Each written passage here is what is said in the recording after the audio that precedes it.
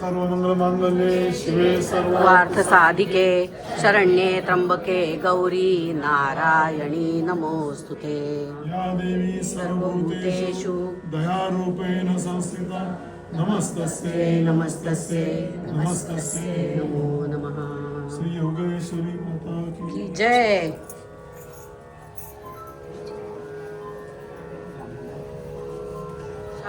परब्रह्म तस्मै श्री गुरवे नमः। तस्मै श्री गुरवे नमः। तस्मै श्री गुरवे नमः। चिंतन गुरुदेव दत्त। नमस्कार. तुमचं प्रारब्ध आहे आणि हे सण निमित्त आहे त्यामुळे सर्व घडत आहे. म्हणजे असं आहे की प्रत्येक गोष्टीमध्ये कारण लागतं. विनाकारण कोणती गोष्ट होत नाही. विनाकारण कोणती गोष्ट होत नाही. आपण एवढंच मानूया की तुम्हा आमचं सगळ्यांचं भाग्य आणि आपल्या आई वडिलांचे पितृजनांचे आपल्या ते अंतउपकार आहेत की त्यांच्यामुळेच हे सगळं घडत आहे.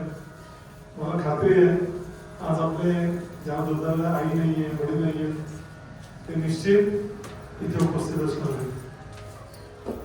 आणि पितृगण आहेत, सद्गुरूंचे आशीर्वाद आहेत आणि आपण 3 दिवस देवी भागवत श्रवण करणार आहोत.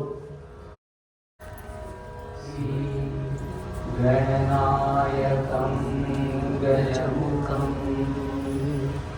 मोरेश्वरं सिद्धिदं वल्लाळं गुरुं विनायकमणं चिन्तामणिं हेमुरं लेयाद्रिं गिरिजात्मकं सुवरनं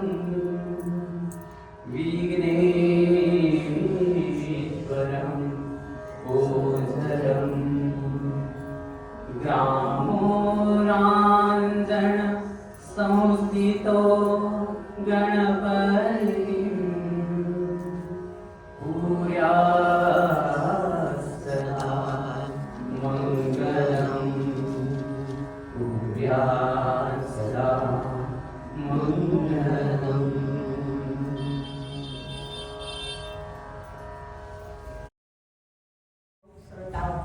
श्रीराम सर्वांना वंदन करून योगेश्वरी मातेला महालक्ष्मीला वंदन करून आज आपण देवी भागवताच्या कथानकाला सुरुवात करतोय. हे कथानक आम्ही 7 दिवस किंवा 9 दिवस घेतो ते आपल्याला 2 दिवसात 5-6 करतच संपवायचं आहे आणि त्यामुळे थोडं मागे पुढे कथानक घ्यावं लागेल आणि कमी जास्तही घ्यावं लागेल. जितकं जमेल तितकं आणि जी देवी शब्द देईल ते तुमच्यापर्यंत पोचवण्याचा प्रयत्न करणार आहे. कारण मी तसा काही पद्धतशीर भागवतकारही नाही, पप्पव नाही, फक्त जस्ट मला देवीची आवड आहे देवदत्ता करण्याचं त्यातून मी हे सांगणार आहे. इतकं चूक झाली तर सगळ्यात मोठ्या मनाने सगळ्यांनी क्षमा करा. देवी तर क्षमा करणारच आहे. आता आपण बघितलं की सगळे ऋषी ते कलियुग श्रीकृष्ण स्वधामाला गेला. कलियुग सुरू झालं आणि एकूण कलियुगाची परिस्थिती लक्षात घेता सगळे ऋषी एकत्र जमलेले आहेत नैमिषारण्यात आणि ते विचार करतात की हा कलियुग जास्तीत जास्त सुखावा व्हावं याच्यासाठी आपण काय करू शकतो. आणि आपल्याला माहिती आहे की त्यांनी सुत ऋषी नारद ऋषीचे पुत्र सुत यांनी सगळ्या याचा अभ्यास केलेला होता पुराणांचा. आणि म्हणून ते म्हणतायत की आम्ही तुमच्याकडनं भागवत पुराण ऐकलं आहे, पण आता आम्हाला देवी पुराणानं ऐकण्याची इच्छा आहे आणि म्हणून तुम्ही ते आम्हाला कथन करावं असं सुताला प्रार्थना करताय सौमऋषी. आणि तेव्हा सुत सांगताय की देवी ही जगदंबा तिला शक्ती म्हणतात. आता इथे शक्ती म्हणताना ते त्यांनी की क्ष हे तिच्या कार्याचं रूप आहे आणि ती हे तिने जो सगळा विस्तार विश्वाचा केलेला आहे त्याचं हे रूपायण म्हणून तिला शक्ती म्हणतात.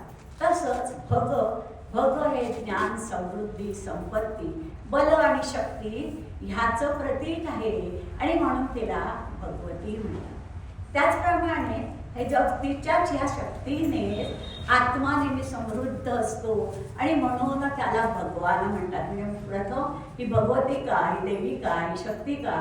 कारण काय, मानसिकता तयार झाली पाहिजे. ऋषी सुद्धा ज्ञानी आहेत, अभ्यास करण्याच्या दृष्टीने जे बसलेले आहेत, पण तरी सुद्धा त्याचा अभ्यास होणं आणि तशी मनोवृत्ती निर्माण होणं हे फार आवश्यक असतं. आणि याच्यासाठी भगवती काय आहे हे त्यांनी प्रथम वर्णन केलेलं आहे. आणि ते म्हणतात की या देवीचं इतकं महात्म्य आहे की आपल्याला माहिती आहे की कृष्ण श्रेष्ठ होता. पुत्र भावना असते ती किती श्रेष्ठ असते हे सांगण्याकडे कुठेतरी कृष्णाचे, रामाचे, पुत्रांच्या कथा येणार आहेत. पण ही कशी भावना निर्माण होते, बरं निर्माण व्हायला, एखादी भावना निर्माण व्हायला किती छोटंसं कारण पुरतं. इथे कार्यकारण भाव, देवी भागवतात कार्यकारण भाव, जीवन कसं जगावं ही तत्व ते किती महत्वाचं आहे.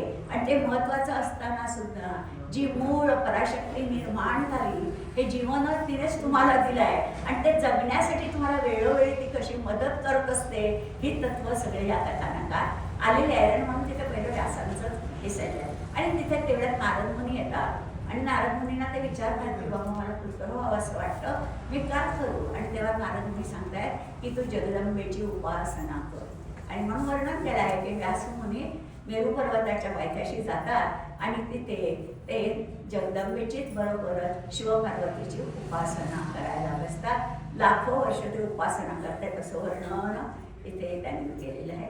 इथे म्हणतो की मी थकलोय, थोडा वेळ थांबा, पुन्हा त्यावेळेचं युद्ध आहे ते राक्षसनी शांत चित्ताने थांबतायत. आणि विष्णू विचार करतोय की मी देव असून सुद्धा थकलो आणि राक्षस असून थकले का नाहीत. आता हे प्रसंग सुद्धा आपल्या कलियुगात आपल्याला बरेच वेळा येत असतात. प्रत्येक जण जवळ अशा प्रसंगातून गेलेला असतो की मी का थकलो. मला असं आम्ही नेहमी दुसऱ्याला कमकुवत समजत असतो आणि तो न थकता मी कसा थकलो हा विचार आपण त्यामुळे विष्णूही थकवा विचार करतोय. आणि तेव्हा त्याला आकाशवाणीनं ऐकतो ते सांगते की त्याने माझी उपासना केलेली आहे. आणि तेव्हा विष्णू ही जगदंबेची उपासना करतोय. जगदंबेची जेव्हा तो उपासना करतोय इथेही पुन्हा वर्णन केलं आहे 1000 वर्ष त्याने उपासना. म्हणजे आपण या काळाचा विचारच करू शकत नाही. युद्ध चालू आहे सध्या जे आपण बघतो, कमकुवत शत्रू कमकुवत झाला की लगेच त्याच्यावर हल्ला करतात आणि तो त्याला प्रार्थना करतोय, थांबाने 1000 वर्ष उपासना करतोय. मग हा जो काळगणन आहे ही पण लक्षात घेण्यासारखी आहे. आकाशात समोर देवी उभी आहे, ते तिला हात जोडतायत, प्रार्थना करतायत आणि ते तिच्या पुढे नमस्कार करतात. तू वर्णन केलेलं तिथे एक विमान येत आहे. देवी त्यांना सांगते की तुम्ही या विमानात बसा आणि त्याप्रमाणे ते त्या विमानात पुन्हा शक्तीचं सामर्थ्य काय असतं. शक्ती जेव्हा एखादी तुमच्याबरोबर कार्य करत असते तेव्हा तुम्ही कसे मुकाट त्याच्या पाठून चालत जाता याचंही वर्णन आहे. ते विमानात बसतात तिथे देवी अधांतरी राहून ते विमान आकाश विमानाच्या वर देवी चालते आणि ते विमान चालवते असं वर्णन आहे. आता विमान ते कुठे जातं, विमान जाता जाता त्यांनी वर्णन केलं आहे देवीच म्हणलं त्यांच्यामध्ये विमान चाललंय आणि ते विमान चाललंय तेव्हा ते जाता जाता बघतात तर वरून विमानातून त्यांना ब्रह्मलोक दिसतो. ब्रह्मलोक दिसतो तो प्रत्यक्ष तिचा ऐरावत दिसतो, ब्रह्मा दिसतो. त्यांना आश्चर्य वाटतं. तिथून ते पुढे जातात तर पुढे त्यांना शिवलोक दिसतो. तिथे त्यांनी वर्णन केलं आहे की गणेश आणि या सगळ्यांना तिथे शिव आलेला आहे. शिवालाही आश्चर्य वाटतं प्रति शिव बघून. तरी तिथून काय ते विमान काही थांबत नाही, त्याला काही हे नाहीच आहे. विमान पुढे जातं तर तिथे वैकुंठचा श्लोक दिसतो, तिथे विष्णू बसलेला आहे, ते लक्ष्मी त्याचे वाळे चेपते. हे सगळं दृश्य बघितल्यानंतर त्यांना अतिशय आश्चर्य वाटतं की असं कसं. आणि तिथून ते पुढे जातात, वर्ण केल्या ते अमृत समुद्राशी जातात आणि तिथे विमान थांबतं. ते विमानातून उतरतात. समोर ते बघतात तर मणिदीपाचं वर्णन आहे. तिथे आलेल्या मणिदीपाचं वर्णन असंख्य वेळा पुढे त्या देवीच्या स्थळाचं वर्णन घेतलं आहे. आणि तिथे ते उच्च सिंहासनावर बसलेले आहे. अनेक दासदासी वेगवेगळ्या भगवत देवीच्या नावाने तिची स्तुती करतायत असं वर्णन केलेलं विमानातून उतरले. आणि ते तिच्याकडे जायला निघतायत. ते तिच्याजवळ गेल्यानंतर त्यांना स्त्री रूप प्राप्त होतं. वर्णन केलं त्यांना स्त्री रूप प्राप्त होतं. एक क्षणभर त्यांनाच काय झालं ते कळत नाही आहे. आणि ते तिची वर्णन करतायत, त्याची स्तुती करतायत आणि त्या देवीचा सगळ्या स्तुती करतायत आणि ती त्यांना सांगते. आता इथे खूप सुंदर वर्णन केले. ती त्यांना सांगते की तुम्ही आता इथून परत जा. आणि विमान म्हणते तिला नमस्कार वगैरे करतात आणि पुन्हा येऊन विमानात बसतात. विमानात बसताय तेव्हा विमान पुन्हा जिथे आणि मधुगेटवर मागलं होतं तिथे येऊन पोचताय. पुन्हा ते विमान आणि तिथे ते खाली उतरतायत. वर्णन केलंय इथे त्यांनी पृथ्वीच्या अनेक नावांची म्हणजे त्या मधुकैटभांच्या मेदापासून निर्माण झाली म्हणून पृथ्वीला मेदिनी म्हणतात. ती व्यापक आहे म्हणून तिला पृथ्वी म्हणतात. आधार देते सगळ्यांना म्हणून अशा तऱ्हेने पुन्हा तिथे पृथ्वीची त्याने 4-5 नावं दिले. हे व्यासमुनी जे आहेत ते अरणीतून अग्नी म्हणजे जरासं घुसळलं की होत नाही. बराच वेळ जरा दोन्ही आपल्याला माहिती आहे पण शमीचं आणि मंदारचे हे असतात आणि त्याने ते ओढलं जातं. तो अग्नी निर्माण करताय. होतं काय ते अग्नी निर्माण करताय तिकडे ते ओढणं चालू आहे आणि एवढ्या वृत्ताची नावाची अप्सरा त्यांना आकाशात दिसते. त्या अप्सरेला बघितल्याबरोबर त्यांच्या भावना निर्माण जाग्या होतात. वैषयिक भावना जाग्या होतात आणि भावना ते व्यास येतो. त्याला पुत्र व्हावा असंही वाटतंय पण तरी सुद्धा आपण भावनेच्या आधारे योग्य नाही म्हणून ते स्वतःला खूप विवेकाने आवरतात. पण विवेकाने जरी आवरले तरी त्यांचं जे वीर्य आहे त्यांच्या लक्षात सुद्धा येत नाही आणि ते वीर्य अरणीत पडतायत. आता बघा मंथन चालू आहे. ते वीर्य अरणीत पडताय आणि त्यातून एक बालक जन्माला येतं. हे बालक जन्माला येतं. बालक जन्माला आल्यानंतर त्यांना थोडं आश्चर्य वाटतंय पण त्याने त्याचं जातक कर्म केलं. आता 16 संस्कार आहेत. त्याच्यात जातक कर्म हा पहिला संस्कार आहे. जातक कर्म केलं असं वर्णन नाही. आणि एवढ्यातच आकाशातून त्या बालकासाठी म्हणून पवित्र कृष्णाने कमंडलू आणि वरून आकाशातून पुष्पवृष्टी होते असं वर्णन केलेलं आहे. हे बालक दत्ताक्षणीचं त्यांनी मोठं झालेलं वाढलेलं आहे. आता कर्माचं पूर्ण ज्ञान असलेले व्यास हे जे काही शब्द विशेषणे वापरलेले आहेत ना त्याच्यामध्ये त्यांचे गुणधर्म सांगितलेले आहेत. त्यांनी त्यांचं मौंजी वंदन केलं वर्णन केलं. मौंजी वंदन त्याचं केल्यानंतर त्यांनी बृहस्पतींना आपले गुरु केलेले आहे. बृहस्पतींना गुरु केल्यानंतर वेद सुक्त उपनिषद वगैरे सर्व त्यांना शिकवलं असं वर्णन केलं. आता त्यांचं ते शिक्षण सगळं पूर्ण झालेलं आहे आणि ते शिक्षण पूर्ण झाल्यानंतर हे शुकमुनी जायला निघाले. म्हणजे आपण आधीची जी कथा भागवतात वगैरे ते जन्माला आल्याबरोबर त्यांचा उशिरा जन्म झाला. 12 वर्षात जन्माला आले आणि आल्यास ते निघाले असं वर्णन करतो. इथे वेगळ्या तऱ्हेने वर्णन आले. ते जेव्हा जायला निघतात तेव्हा व्यासमुनी त्याला म्हणतात की तू जाऊ नकोस, तू विवाह कर. वेदांचा अभ्यास करून अलिप्त असणं म्हणजे सुख. किती मोजकी उत्तर सुद्धा किती मोजकी देतोय तो.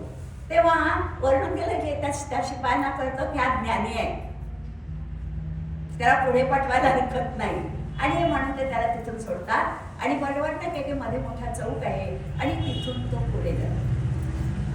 तिथून पुढे गेल्यानंतर सुद्धा तिथे त्याला परत शिपाई अडवतात. तिथेही त्याला शिपाई अडवतात. आता पहिल्या शिपाईने अडवलेलं आहे, त्याला प्रश्न विचारलेला आहे. इथे अडवल्यानंतर काहीच बोलत नाही.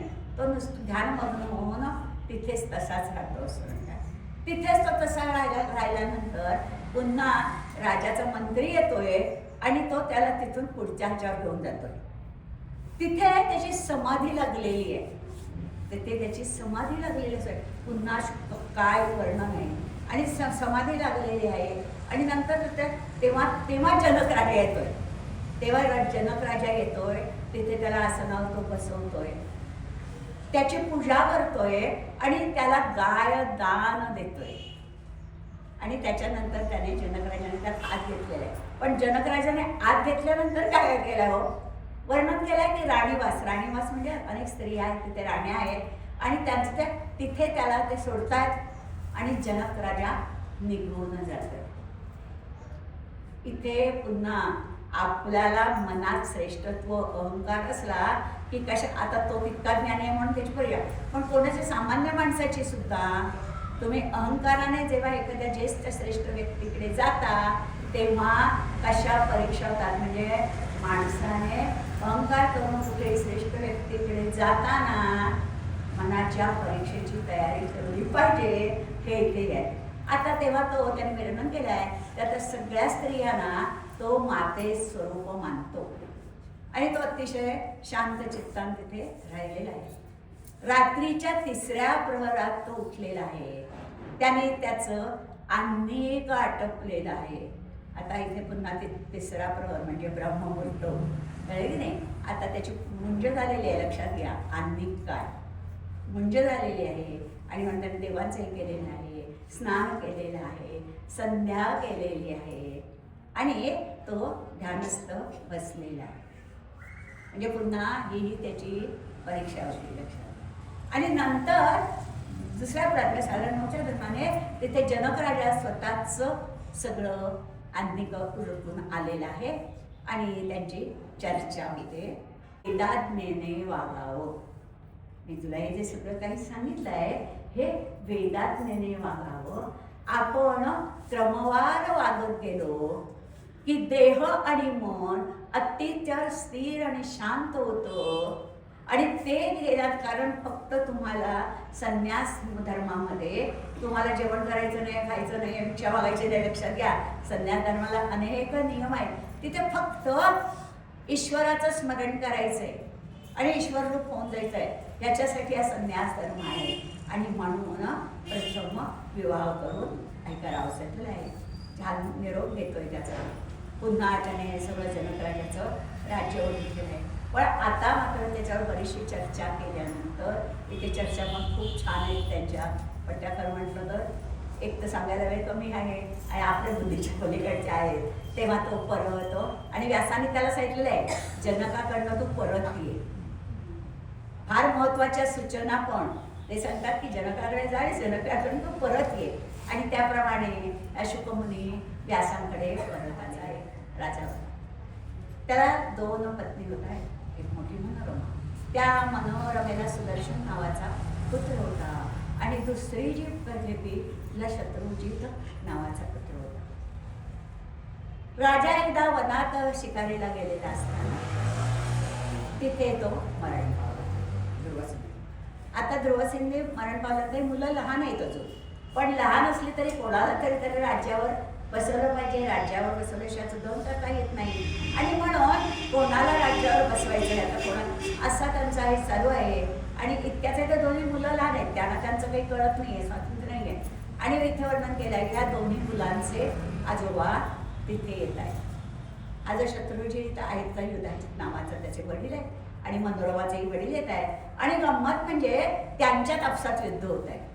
काय त्याचा कुठचा नातू माझा नातू का तुझा नातू युद्ध जागापेक्षा याच्यावर ना याच्यावर त्यांचं होत आहे. मनोरमाचे वडील मारले जात आहेत वर्णन त्याला युद्ध. आणि जेव्हा मनोरमाचे वडील मारले जातात तर ते विचार करते की हा जो गाजेत आहे तर तुम्हाला तो निश्चितच आपल्या पुत्राला ह्याच्यावर बसवलं पाहिजे म्हणून तो माझाही घात करेल. म्हणून ती काय करते त्या सुदर्शन पुत्राला आणि एका विश्वासू आपल्या मंत्र्याला बरोबर घेते आणि ती ते राज्य सोडून सांगून जाते पुन्हा जावेला की मी जाणार, मी जाते अशी मी मुलाला घेऊन जाते. बरं तिला आपल्या मुलालाच राज्यावर बसवायचं आहे तर बाई जाते हे चांगलंच आहे ना, त्यामुळे असं तिला कोणीच अडवत नाही आणि ती निघून जाते असं वर्णन केलं आहे. निघून जाते ते चालत चालत आश्रमात येते, भरद्वाज ऋषींच्या आश्रमात येते असं वर्णन केलं. आता मुलगा लहान आहे पण तरी सुद्धा त्याला राज्यावर बसवायचं सांगून त्यांच्या राजप्रधानांच्या नाही करून हा जो त्याचे वडील आहेत युधाजित ते सुद्धा निघून, पण त्याला जाता जाता कळतं की मनोरमा भरद्वाज ऋषींच्या आश्रमात आलेली आहे. आणि मग तो विचार करतो की तिथे जाईल, तिथे त्या दोघांना मारून टाकेल. आणि म्हणून तो तिथे येत आहेत भरद्वाज ऋषी उत्तम तऱ्हेने त्याचं स्वागत करतायत. तेव्हा तिथे युद्ध करायचा विचार करतो आणि म्हणून वर्णन केलंय त्याच्या मंत्र्याने त्याला समजवलंय.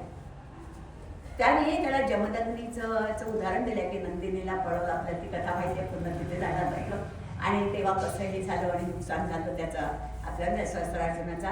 पुढे त्याला मृत्यू येणार नाही, दत्तांचा भक्त असून सुद्धा त्याला मृत्यू आलेला आहे आणि राजा हे कथानक सांगतो. आणि म्हणून काय करशील की तू युद्ध करू नकोस.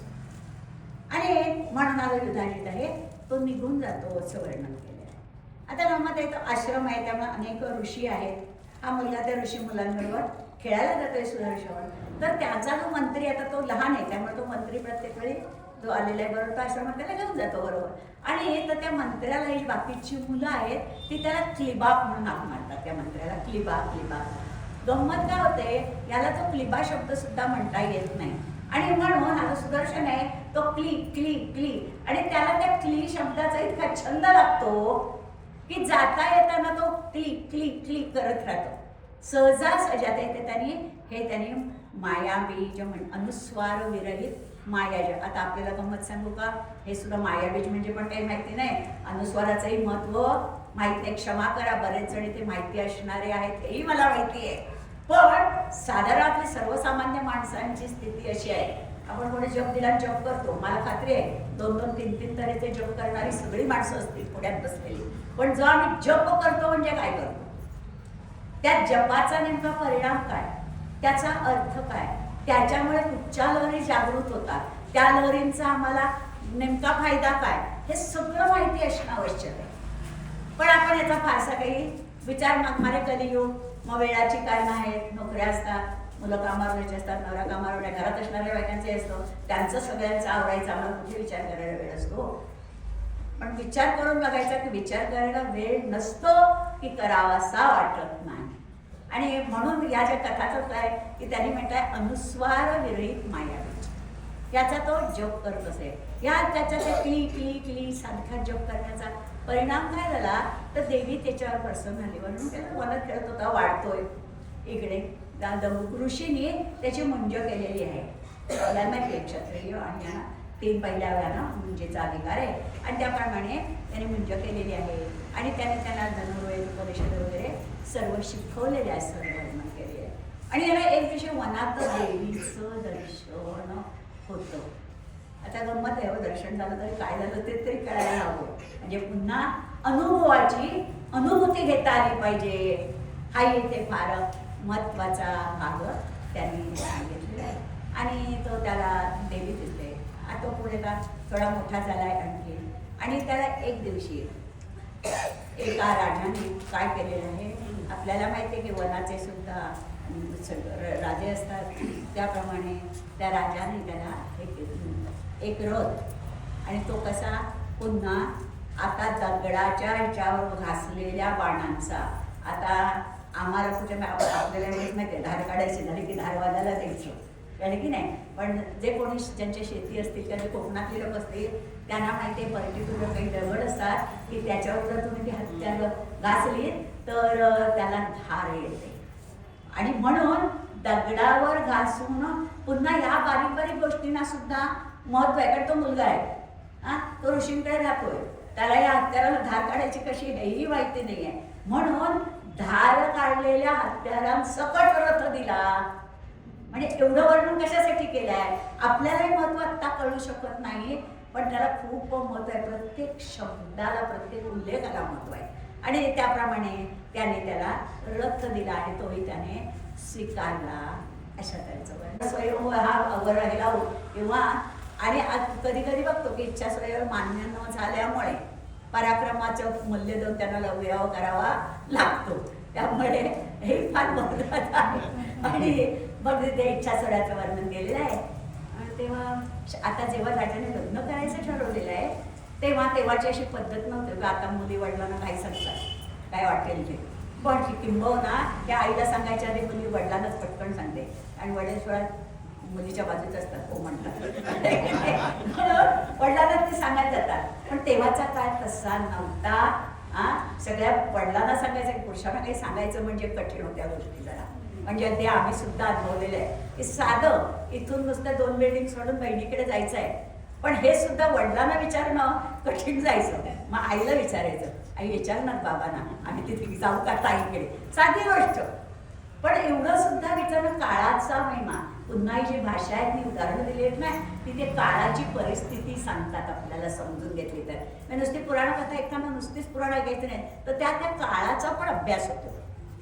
तर ते आईला सांगते आपल्या की असं असं मला दृष्टांत झाला होता असा आणि मी मनाने त्या सुदर्शनाला वरलेलो आहे असं ती सांगते. तर तेव्हा तू वडिलांना सांग.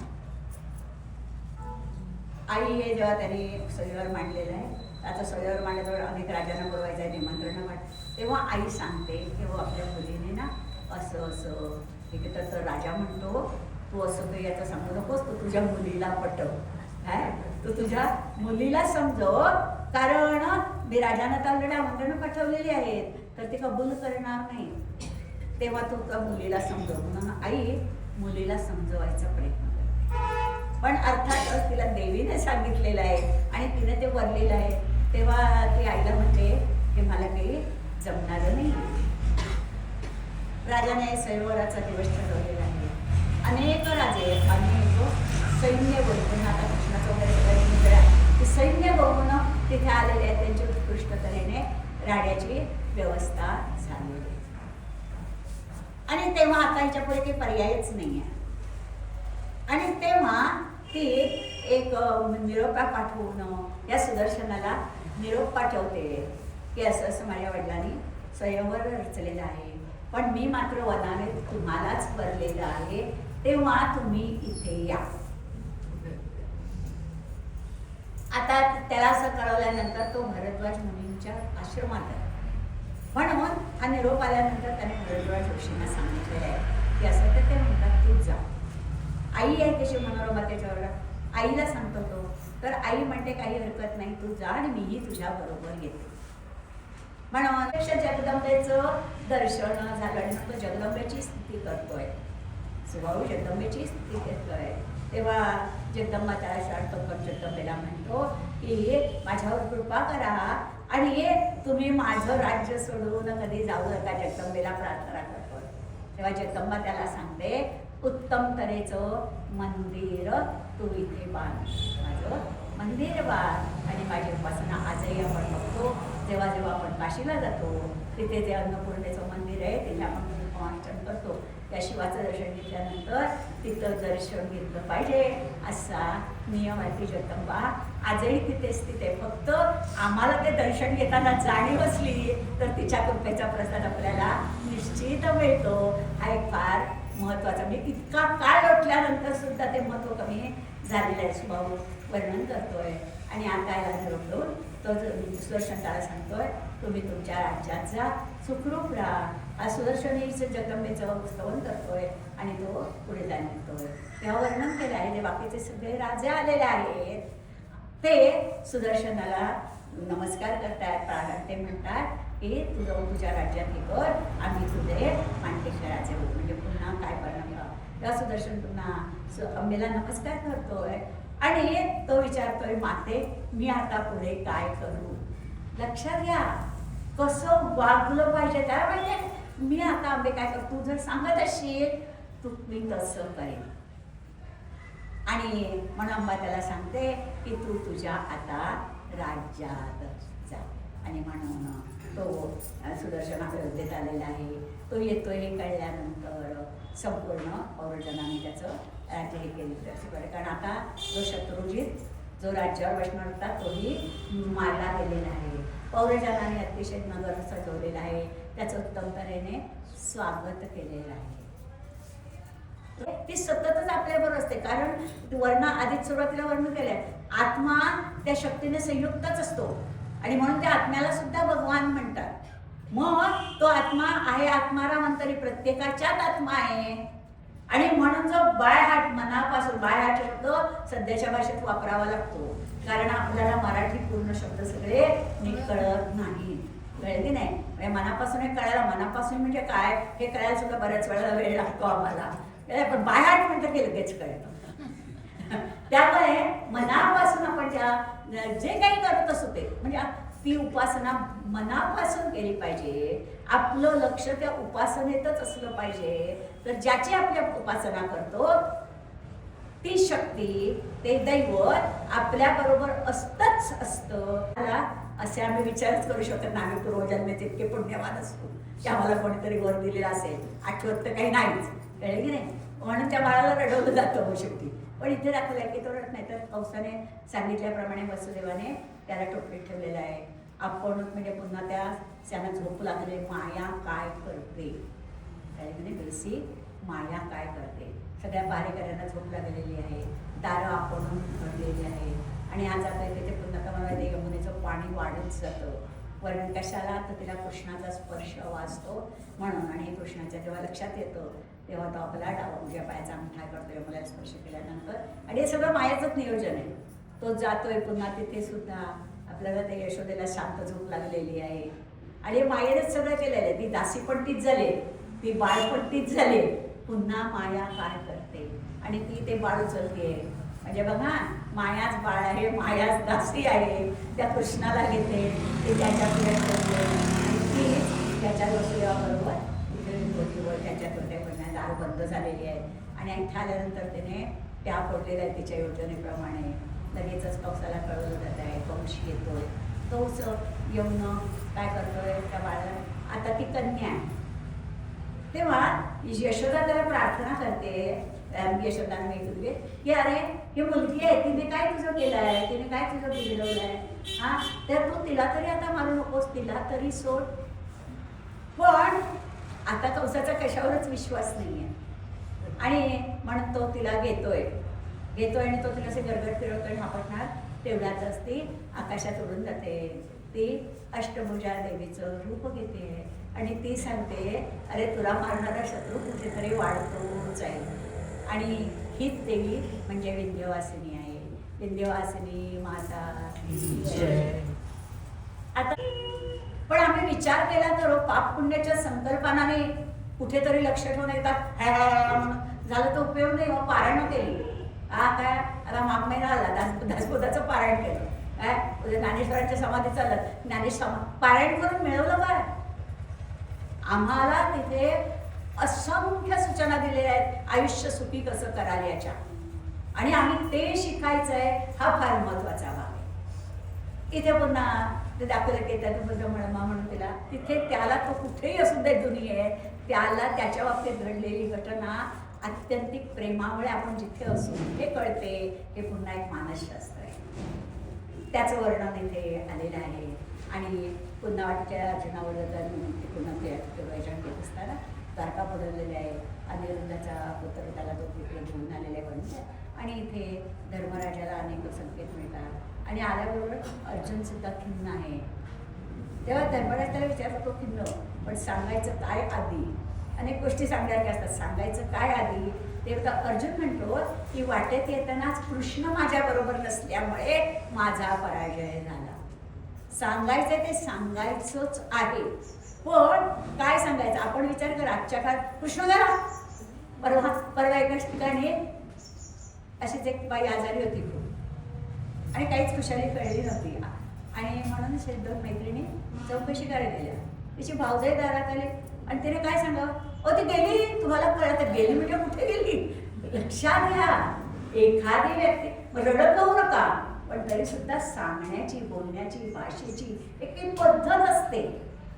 ती लक्षात, आपण कलियुगात कसे वागतो, हे कशासाठी पुराण पुन्हा पुन्हा चालू आहेत सगळीकडे, तर आम्ही नेमका वागण्यात जर बदल केला. कलियुग काही करत नाहीये.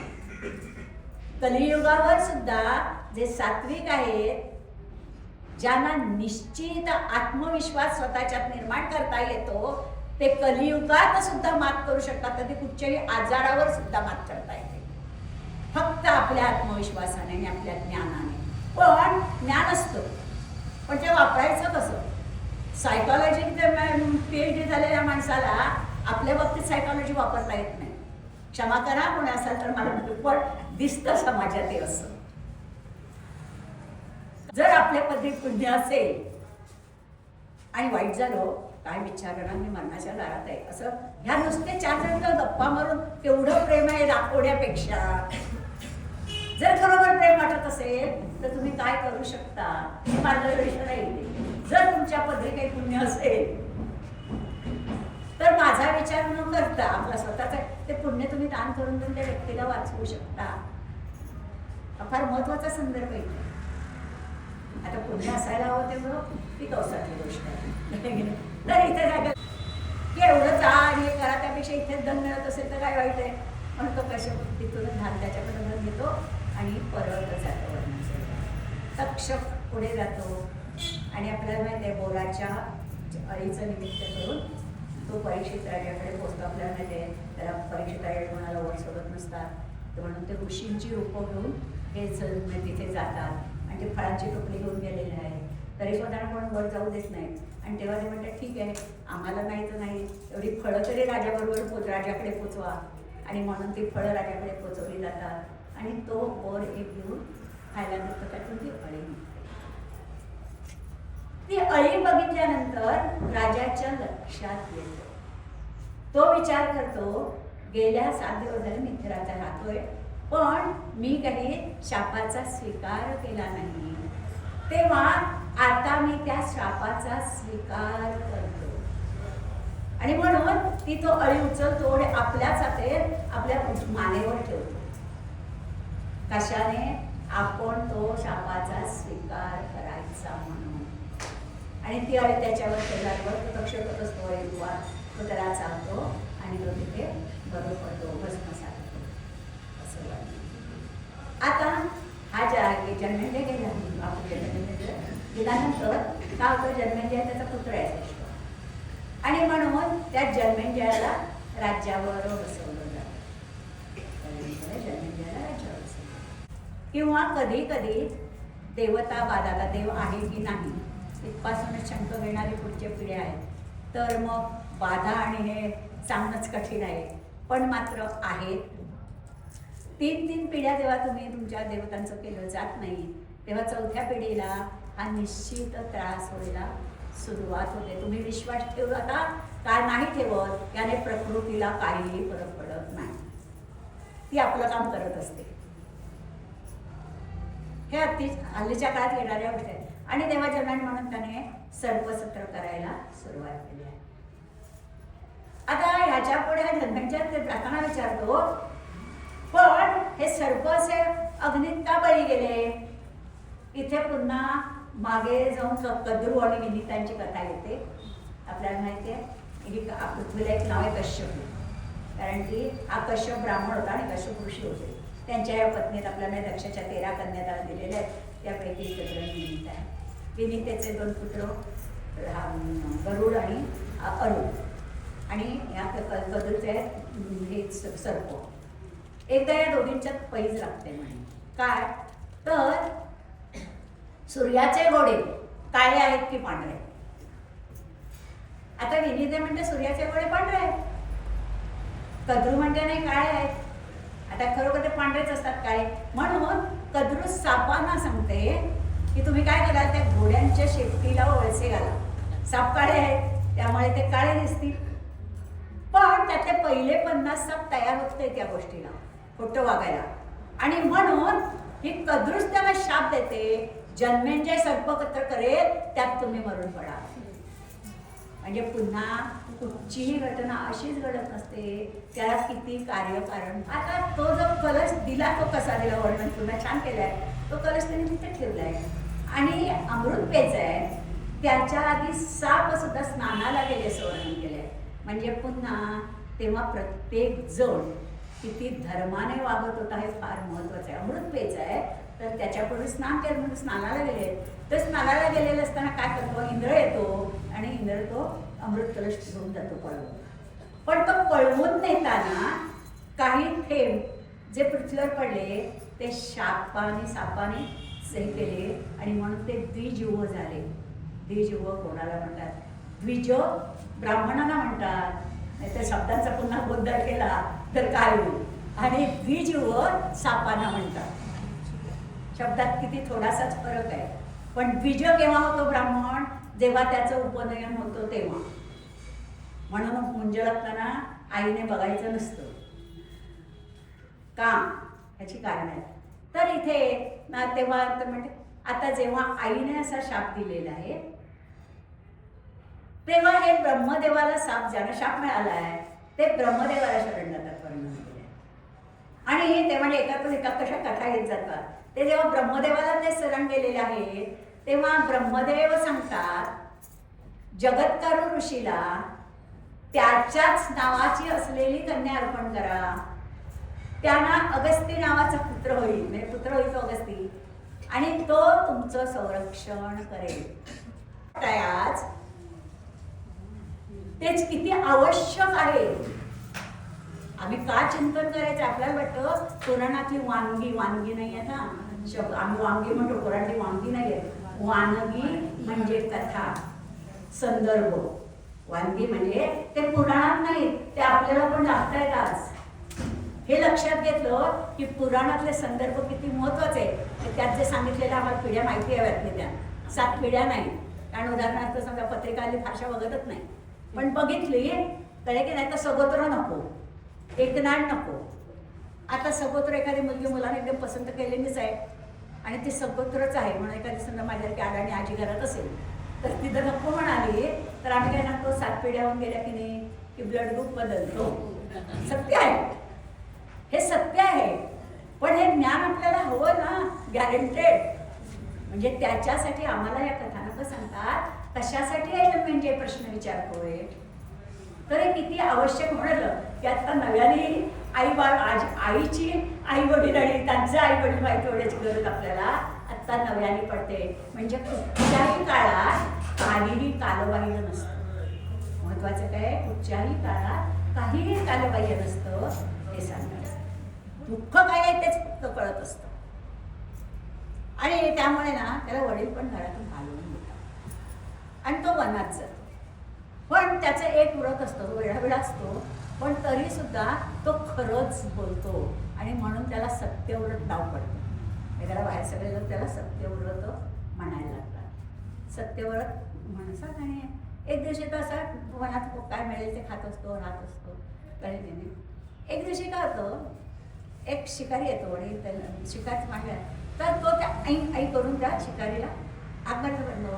तर त्याच्या डोक्यात तर फक्त ऐन एवढंच राहतं आणि त्याला त्यांना कसं खूप बोलता येणं कळत नव्हतं. तो ऐन ऐन ऐन ऐन करत राहतो. आपण बघतोय त्याला लहान मुलांना छंद लागला की तेच शब्द ते बोलतात आणि हे त्याप्रमाणे. आणि गंमत होते ह्या ऐम बीजाचा हा बीज आहे, बीजमंत्र आहे. आपण ऐम ओम ऐम ह्रीम क्लीम म्हणतो. हा ऐम हा बीजमंत्र आहे आणि त्याचा तो मंत्र सतत झाल्यामुळे बरं काही छंद लागल्यामुळे दुसरं काही काम नाही आहे घरात, त्या कोणाला हट्टवटालं नाही आहे. त्यामुळे ऐम ऐम ऐम आपलं तंद्रीत काही जण बघा गाणं म्हणत असतात सारखं एखाद्या तो सारखा ऐम ऐम ऐम म्हणत असतो. आणि त्यामुळे काय होतं, सहजासहजी लाखोनी त्याचा जप होतो ऐम बीजाचा. आणि देवी प्रसन्न होते. देवी त्याच्या पुढे येते, त्याच्या मस्तकावर हात ठेवते आणि ती म्हणते ती उत्तम कवी होशील, बुद्धिवान होशील. आणि त्याला त्या क्षणी उत्तम बोलता येत नसतं, ज्ञान प्राप्त होतं आणि तो उत्तम कवी होतो. अशा तऱ्हेचं इथे अतिशय सुंदर वर्णन आहे. लक्षात घ्या, नुसता बीजमंत्र का सांगते आपल्याला सध्या ना असं वाटतं कुठेतरी गडावर गेलो की तिथे मंत्र घेतला की आम्ही गुरु केले. बऱ्याच जणांच्या तोंडात असतं आणि तिकडे गेलो ना आम्ही गुरु केले. लक्षात घ्या, असे तुम्हाला कोणीतरी मंत्र देणारे गुरु तुम्ही केले वाटत असाल तरी तुम्हाला चेले समजत नाही. काय तुम्ही गुरु केले पण त्यांनी तुम्हाला चेले समजलं नाही, ते कुठचीही जबाबदारी घेत नाही. गुरु हा तुमच्या उपासनेने तुमच्याकडे चालत यावा लागतो, बेसिक. आणि असा तो गुरु भेटून तुम्हाला जेव्हा तो उपदेश देतो तेव्हा गंमत म्हणजे तो तुमच्या सगळ्या चुकांची सुद्धा जबाबदारी घेतो. चुका का कराव्या ती अपेक्षा नसते ना, तुम्ही बरोबर वागावं, नीट उपासना करावी याच्यासाठी गुरु असतो. तो वेळोवेळी मार्गदर्शन करत असतो. पण ठराविक तऱ्हेची उपासना झाल्यानंतर एखादी चूक जरी तुमच्या हातून झाली तरी गुरु तुम्हाला क्षमा करत असतो. चुकांची क्षमा. गंमत अशी आहे, देव तुम्हाला कधीच कसली क्षमा करत नाही, पण गुरु मात्र तुम्हाला क्षमा करतो. कळले की नाही? देव कदाचित त्याची उपासना करून कधी आपण पुढत येणार नाही, पण गुरु तुम्हाला देव दाखवू शकतो. हे गुरुचं अनन्य साधारण सामर्थ्य आहे. पण कुठेतरी जाऊन मंत्र घेतला आणि तो केव्हा तरी कुठेतरी जपला, फार महत्वाचं आहे. तर त्याचा मंत्राचा म्हणजे शब्दाला अर्थ आहे, कळे की नाही? पण तो सुद्धा सांगितलं ना, स्वरभंग न करता म्हटला तर. उदाहरणार्थ पंचाक्षरी जप नमः शिवाय, षडाक्षरी जप ओम नमः शिवाय. हा जो ओम आहे तो तुम्ही कसा म्हणता? साधा राम, हा राम राम राम राम राम राम राम याने काही फायदा होत नाही हो. तो राम तुम्ही कसा उच्चारता, कळे की नाही? अग्नितत्व आणि चंद्रतत्व एका वेळी उच्चारलं गेलं पाहिजे, तेव्हा तो राम पुरा होतो. तो तर राम राम राम असा जर राम माळ केली तर त्याचा फायदा आहे. आपण बघतो काय करतो, दोनदा राम म्हणतो आणि 4 म्हणी पुढे जातात, त्याला माळा ओढणं म्हणतात. अशाचा काही उपयोग होत नाही. आम्हाला कळायला हवंय. आम्ही ज्यावेळी भागवत ऐकतोय तेव्हा आपल्याला आपण कितीतरी कथा येतात की नुसता काही एका बीजाचा मंत्र करून त्याला ऐकतोय, पण मग त्यांना मिळालं. मग आम्ही ना आम्हाला कळायला लागल्यापासून जप करतोय हो. मी 10 वर्षाची असताना ना आमच्याकडे ते अमके अमके आले होते, त्याने आम्हाला मंत्र दिला होता. आम्ही तेव्हाच मंत्र घेतलेला आहे. म्हणजे काय केलं, म्हणजे काय केलं नेमकं आम्हाला हे कळणं अतिशय महत्त्वाचं. आणि इथे तिथे तो ज्ञानी झाला, अशा तऱ्हेचं सुंदर वर्णन आलेलं आहे. आवश्यक असेल तर इथे आपण 5 मिनिटं थांबणार कशी करेना आज अचानक झोपडी काली, नवसाला पावली आई माझी नवसाला पावली. मांगली तुझ्या काजल्याची नयनात. राज्यकन्यापलीकडे त्याने सात्विक होता, पण राज्यकन्यापलीकडे त्याने काही केलेलंच नाही. तेव्हा कुठची शास्त्राने तेव्हा अनेक क्षेत्रांचं वर्णन आलेलं आहे. त्याच्यामध्ये आपल्याला माहिती आहे पुष्कर क्षेत्राचं वर्णन केलेलं आहे, ब्रह्मदेव देवाचं तिथे स्थान आहे. नंतर हिमालयाचं वर्णन केलेलं आहे. अनेक वेगवेगळ्या क्षेत्रांचं वर्णन करत त्याने आपल्याला नैमिषारण्याचं वर्णन करण्यात अनेक क्षेत्र आहेत. प्रभास आहे, पण नैमिषारण्य हे सर्वात श्रेष्ठ क्षेत्र आहे असं त्यांनी सांगितलं. आता या सगळ्या क्षेत्रांचं वर्णन ऐकल्यानंतर प्रल्हादाला असं वाटतं की आपण हे क्षेत्र बघितली पाहिजे, तीर्थयात्रा करून आलं पाहिजे. आता आपल्याला माहिती आहे की प्रल्हादाला नरसिंहाचाच वर होता आणि त्यामुळे जो जरी पाताळात गेला होता तर त्याच्या आपल्याला माहिती तो राज्यावर बसल्यानंतर स्वतःने अतिशय सात्विकतेने त्याने राज्य केलेलं आहे आणि त्यामुळे तो तिथे वरती तो येऊच शकत होता. तर तिथे आता आणि म्हणून त्याने निवडक काही लोक आपल्याबरोबर घेतलेले सैनिक घेतलेले आणि तो तीर्थ करायचा म्हणून नैमिषारण्याला. आता नैमिषारण्य जरी बघितलं असेल त्याने तिथे तुम्हाला माहिती आहे गंडकी नदी आहे, चक्रतीर्थ आहे, अनेक नैमिषारण्यात अनेक साधू आहेत, त्यांच्याकडे आपण भेटून गेलो आणि त्याप्रमाणे प्रल्हादही सगळीकडे फिरलेला आहे. त्याने त्याच्याकडे तीर्थ बघितलेले आहे, गंडकी नदी बघितलेली आहे, फिरतोय, त्याला अभ्यास करतो. आपल्याला तसं काही नैमिषारण्य लहान नाही आहे. आणि एकदा तो फिरत असता असता त्याने असं बघितलं की 2 ब्राह्मण तपश्चर्याला 2 साधू तपश्चर्याला बसलेले आहे नरनारायण. आणि जवळच तिथून काही म्हणजे आपण समजा इथे बसलो आणि त्या शेवटच्या खांबावर अस्त्र आहे, पण चांगली धारा काढलेली अस्त्र आहे. तो विचार करतो इथे तर हे साधू आहेत, तपश्चर्याला बसलेले आहेत आणि अस्त्र कशाला यांच्याजवळ.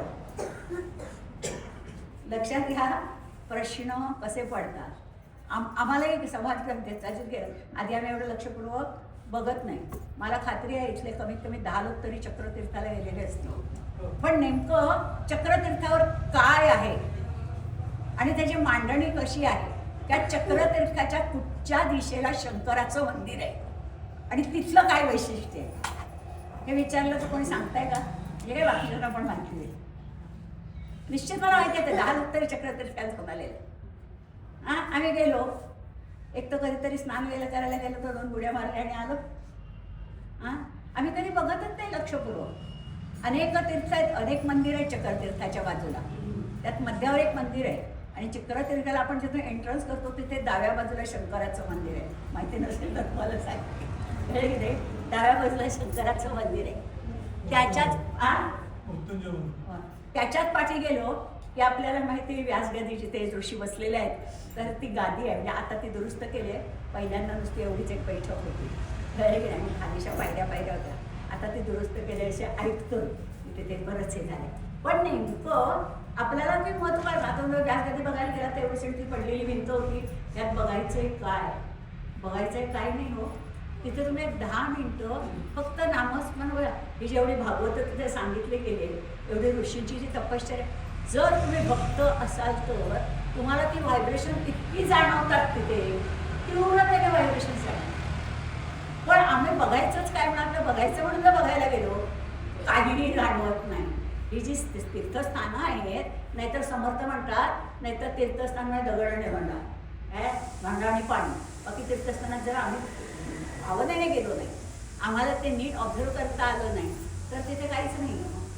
आपल्याला ते शंकराची कथा माहिती आहे, गंगेला पार्वती त्याला विचारते, तुम्ही असं म्हणता काय, तुम्ही असं म्हणता गंगेत स्नान केलं की पूर्ण पापाचा नाश होतो, मग एवढे लोक त्यांना एवढे दोष कसे लागतात?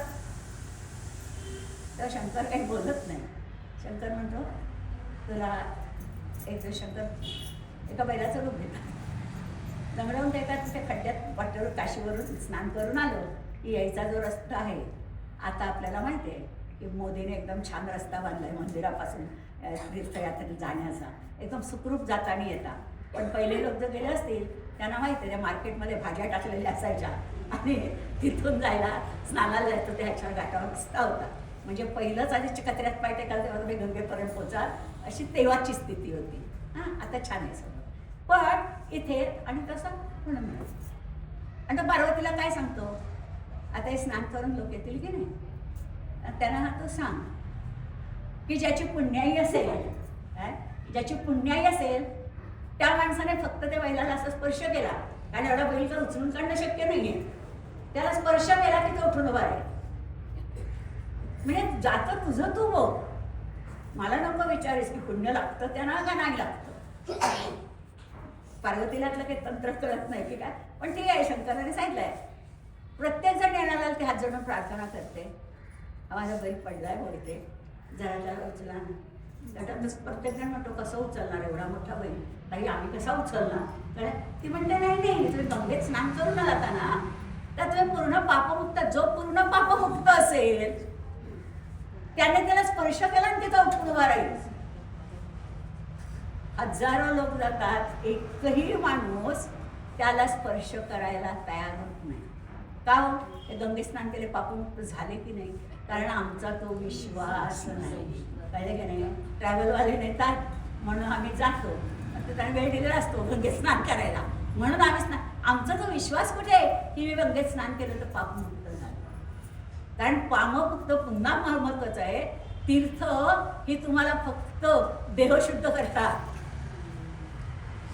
तुम्हाला मन शुद्ध करण्यासाठी नामस्मरणच करावं लागतं. अतिशय महत्वाचा भाग आहे दोघेही साधक. तेव्हा नर त्याला समजवायचा प्रयत्न करतो, नारायणा तुला टाकून भरपूर काही करू नकोस, शांत राहा. तुला आठवतंय का मागे काय झालं? त्याच्यापुढे मागे त्या नारायणांची कथा जाते की ते तपस्याला बसल्यानंतर आपल्याला माहिती आहे इंद्राला नेहमीच काळजी वाटते, आमचं स्थान घेत्या नारायणा काही इंद्राच्या स्थानाशी काही संबंध नसतो. तपश्चर्या करतात, इंद्र प्रगट होतो त्याच्यापुढे आणि इंद्र म्हणतो हवं ते मागतो, म्हणतो आम्हाला काही नकोच रे बाबा तुझ्याकडनं, आम्हाला काहीही नको. इंद्र परत जातो पण भीती जात नाही. म्हणून आपल्याला माहिती आहे की तो मदनाला पाठवतो, सुंदर बाग बगीचा निर्माण करतो आणि अप्सरांना त्यांना बुजवण्यासाठी पाठवतो. पण ते नरनारायण नाही, ऋषी आहेत, ते तपश्चर्या करणार आहेत आणि सगळ्यात श्रेष्ठ आणि ज्येष्ठ ज्यांनी प्रचंड ज्ञान दिलं आहे समाजाला असे तर ऋषी आहेत. त्या अप्सरांना तर ते काही बोलत नाही. आणि हा नारायण काय आपल्या उजव्या हातावर मांडीवर असा हात फिरवतो. कुठची श्रेष्ठ अप्सरा आहे सगळ्यांना माहिती आहे त्या अप्सरेचं नाव उर्वशी. तिला निर्माण करतो नारायण, नुसता मांडीवर असा हात फिरवून उर्वशीला निर्माण करतो. आणि त्या अप्सराला सांगतो की इंद्राला नेऊन द्या बक्षीस. काय तेव्हा त्या अप्सरांनाही कळतं, मदनालाही कळतं की इंद्रा जरी आपल्याला पाठवलं नसेल तरी आपण किती यांच्या पुढे येऊन चूक केली आहे, किती कमकुवत आहोत. आणि त्या अप्सरा हात जोडून त्याला सांगतात आम्हाला परत स्वर्गात जायचंच नाही. एखाद्या श्रेष्ठ विभूतीशी आपण आल्यानंतर एखाद्या कनिष्ठ विभूतीशी जावं असंच वाटत नाही त्यांना. आणि तेव्हा ते नारायण सांगतात आम्ही आत्ता ब्रह्मचारी आहोत, आम्ही कृष्णाच्या 16,000 स्त्रिया का त्याच्याशी या गोष्टीचा संबंध आहे, तर तेव्हा मी तुमचा स्वीकार करीन. आणि त्या या जरसंधाने ठेवलेल्या 16,000 स्त्री आहेत ते त्यांचा कृष्ण मागच्या जन्मेच्या अप्सरा आहेत. लक्षात म्हणजे तेव्हा पुन्हा तू इतका रागावलास रे नारायणा आणि उगाच हे केलंस आणि पुढची आयुष्याची बांधिलकी घेऊन ठेवलीस ना त्या बायकांना स्वीकारायची. तेव्हा असं रागवू नकोस बाबा, रागावाचा काही उपयोग नाही असं नर त्याला समजवायचा नारायणाला प्रयत्न करा. पण नारायणाला काही हे पटवत नाही. तो म्हणतो शस्त्राने इथे प्रल्हाद आहे होतो. लक्षात घ्या, प्रल्हाद सुद्धा आपल्याला माहिती आहे उपासक आहे. आपल्या सगळं आधीचं प्रल्हादाचं चरित्र माहिती आहे. पण तरी सुद्धा त्यालाही अस्त्र आणि शास्त्र आम्ही दोन्ही वापरू शकतो. कारण प्रल्हाद क्षत्रिय आहे आणि हे ब्राह्मण आहेत, त्यामुळे त्याच्या डोक्यात जातं आणि तो युद्धाला तयार होतो. वर्णन केलं खूप त्यांचं दोघांचं कोणीच हरत नाही. गंमत अशी आहे, कोणीच हरत नाही, फार महत्त्वाचं आहे. कळे की नाही. ध्रुव ह्या प्रल्हाद कितीतरी प्रयत्न करतो, त्याच्यावर तो राक्षस वगैरे घेऊन आलेलाच आहे. नारायण नर समजवत असतो त्याला, अरे नारायणा थांब, आपली उपासना फुकट जाते, आपल्या उपासनेचा वेळ फुकट जातोय. ते काय लढून जात ऐकत नाही. आणि शेवटी प्रत्यक्ष विष्णू तिथे येतो, वर्णन केलेलं आहे. आणि म्हणजे आकाशवाणी होते, प्रल्हादाला सांगतात की तूही माझा भक्त आहेस आणि तेही माझे भक्त आहेत, तेव्हा त्याच्यात कोणाचीच हार जीत होणार नाही. आणि तेव्हा तू शांत चित्ताने पाताळात जा, तू शांत चित्ताने पाताळात जा असं जेव्हा विष्णूचे आकाशवाणी होते, तेव्हा मात्र काय करतो प्रल्हाद बद्दल थांबवतो आणि पाताळात निघून जातो. म्हणजे इथे पुन्हा या नारायणाचा पुन्हा आपल्या उद्याच्या संध्याकाळच्या सत्रात या नारायणाने केलेला फारच म्हणजे किती प्रचंड ज्ञानी आहे तो. पण विवेक एक क्षण असा येतो की जर विवेक संपला स्वतःचा तर काय घडतं हे सांगण्यासाठी इथे या नरनारायणांचं अतिशय उत्तम खूपच सुंदर हे आलेलं आहे की आणि प्रल्हादाला शरण जाणं एवढंच माहिती आहे. आणि आपण निर्मिती करणार, पण यांचं पालन कसं व्हायचं, ही सृष्टी चालायची कशी, निस्तेज विष्णू जर निस्तेज झाला तर ही शक्ती चालायची कशी असा त्याला प्रश्न पडतो. आणि असा जेव्हा त्याला प्रश्न पडतो तेव्हा तो पुन्हा जगदंबेची उपासना करतो. इथे तुम्हाला सगळ्यांना माहिती असेल विष्णूने लिहिलेलं लक्ष्मीचं कवच आहे, माहिती असेल 90% जण बघायला माहिती असेल तर ते कवच तो हे करतो. आणि तेव्हा त्याला प्रसन्न होते वर्णन केलेलं. आणखी देवी म्हणते काय झालं, तेव्हा तो देवीला प्रार्थना करतो. तो म्हणतो की हे थोडे निस्तेज झाले, हे एवढे निस्तेज का झाले. तेव्हा देवी म्हणते त्यांचा कर्म आणि त्यांचा अहंकार, काय त्यांचं कर्म आणि त्यांचा अहंकार ते विसरलेच. काय विसरले की आमच्याबरोबर शक्ती असल्यामुळे आम्ही जिंकू शकलो. हे कथानक काळाच्या ओघात आत्ता कलियुगात फार महत्त्वाचं आहे. आपण बघतो सध्या घटस्फोटाचे ते वाढलेले आहे, ते भागवतात म्हणाल येत नाही, भागवतात येत नसलं तर भागवत ह्याच्यासाठी ऐकायचं आहे, ह्या समाजातल्या सुधारणा झाल्याचं पाहिजे. कळले की सतीचाही होतात. आणि इथं पुन्हा शंकराचं वर्णन केलेलं आहे की सतीचं ते जे प्रेत आहे ते शंकर खूप सतीचाही झाल्यानंतर खांद्यावर घेतो आणि मग तो फिरत असतो आणि तो फिरत फिरत जात असतो. तेव्हा तो विष्णू तो बाण मारतो. मग ती जिथे प्रेत पडली तो पण पुन्हा भाग, ती सगळी स्थळं 52-54 स्थळं आहेत, त्याचाही भाग आपला देवीस ह्याच्यात येईल, गुरुवारी संध्याकाळच्या ह्याच्यात येईल आपण. तर तिथे तो आणि तीच निर्माण होतात असं अतिशय सुंदर आहे. पण हे जे सतीचं वर्णन केलेलं आहे की सतीची ही जी ही जी सती आहे, गंमत म्हणजे पुढच्या झाले ते पती पार्वती होते, गौरी होते, पण ते प्रत्येक वेळेस येते की सतीसारखी, म्हणजे इथे देवांना सुद्धा मागच्या जन्मीची आठवण असते अशा तऱ्हेचं वर्णन केलं आहे. पण मी आत्याने हेही ते सांभाळणार आहे. माझ्या आत्ता लक्षात आलं, मला गोप्त्याने योगेश्वरीची कथा तुम्हाला उद्या सांगितली जाईल. मी सांगितलं होतं कारण त्याचा ह्या कथानकाशी काही योगेश्वरीच्या कथेचा देवी बाबत तसा हे नाही आहे, म्हणून मी जरा तिकडे वळते. हां, ती ब्राह्मणाच्या पोटी तिथे जन्माला आलेली आहे आणि तिचा विवाह हा वैजनाथ हे शंकराचं रूप आहे त्याच्याशी करायचा असं ठरलेलं आहे. वैजनाथ शंकरसुद्धा वैजनाथचं रूप घेऊन वराड आलेलं आहे, ते वैजनाथशी थांबलेलं आहे. हे वराड कोकणातून आलेलं आहे. पण गंमत म्हणजे ही जी दुर्गा आहे निघालेली आहे ती योगेश्वरी, तिचं नाव योगेश्वरी असं आहे. आणि पण आदल्या जन्मी आपल्याला माहिती आहे रामकथेशी त्याचा संबंध आहे की जेव्हा रामाची परीक्षा राम रडायला लागतो, सीते करून झाडांना मिठी मारायला लागतो, तेव्हा पार्वती शंकराला म्हणते की आपल्याला माहिती आहे राम सध्या रामाचं नाव घेतो आणि राम शिवाचं नाव घेतो. ती रामाला म्हणते, शिवाला म्हणते सारखं राम राम राम राम करत बसता, हा कसला तुमचा गुरु होण्या कसला राम, हा बायको साधी गेली, हा तर सगळ्या झाडांना मिठ्या मारत बसलाय, हा कसला. शंकर म्हणतात तेव्हा इतका हलक्या देऊ नकोस त्याला, काय हा तो असा नाहीये, तुला त्याची कथा माहिती नाही, तो का मिठ्या मारतो हे तुला माहिती नाही. तो झाडांना मिठ्या मारतो, त्याच्या पाठी पण काहीतरी अर्थ आहे. तो झाडांना मिठ्या का मारतो ते कारण सांगितलं आहे की सगळे ऋषी झाडं घेऊन झाडांचे रूप म्हणून राहिले असतात का की त्या निमित्तानं राम आम्हाला भेटेल आणि त्या ऋषींना भेटायचं म्हणून तो प्रत्येक झाडाला मिठी मारतो.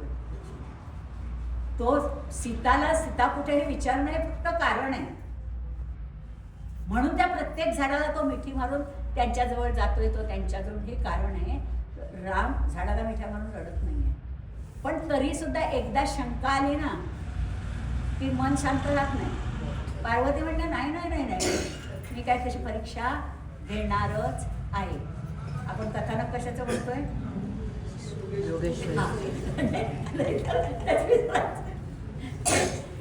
तर इथे आणि म्हणून ती पार्वतीचं सीतेचं रूप घेते आणि एका झाडाखाली येऊन बसते.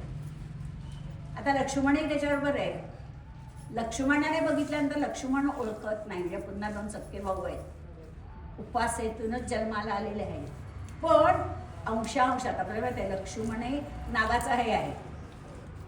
उपासना आणि श्रेष्ठत्व ह्याच्यातला सुद्धा ते सहज फरक आलेला आहे, कळलं की नाही. राम हा विष्णूचा अवतार आहे, पण गंमत म्हणजे रामायणात वाल्मिकी रामायणात असा कुठेही उल्लेख नाही आहे तो विष्णूचा अवतार आहे म्हणून. हे पण फार महत्वाचं आहे. तर त्यामुळे तो लक्ष्मण इथे का माई सीतामाई असं तो विचार करतो, बोलत काहीच नाही. काही वेळा रामही बघतो, राम तिथे जातो, हात जोडून उभा राहतो आणि म्हणतो आई तू इथे का आलीस. लक्षात घ्या पार्वतीला कळून चुकतं आणि शंकर तिला 50 वेळा समजावून सांगत असतो की तू रामाला तो असं समजू नकोस, पण ऐकत नाही. अरे ना नेमकं जे ह्याच्या वेळेला होतं तेच इथे पण होतं. मी पुन्हा बायकांवर ज्या बायका ऐकत नाहीत, हट्टी असतात, हा जो शिक्का मारलाय त्याला या मागच्या कथा कारणीभूत आहेत, तेव्हा आपण बदलून ते बदलले पाहिजे ना शिक्के की नाही.